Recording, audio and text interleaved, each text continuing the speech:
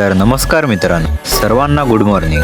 तर सकाळच खूप थंडी होती, तर मी आणि माझा भाऊ धग घ्यायला बसलो होतो.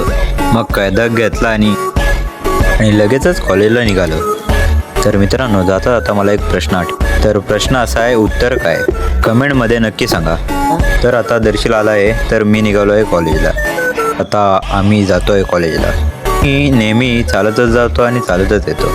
तर मी कॉलेजला पोचलो आहे आणि तुम्ही माझ्या सर्व मित्रांना पाहू शकता. तर आता 2 वाजले आहेत आणि माझं कॉलेज सुटलं आहे, तर मी निघालो आहे घरी.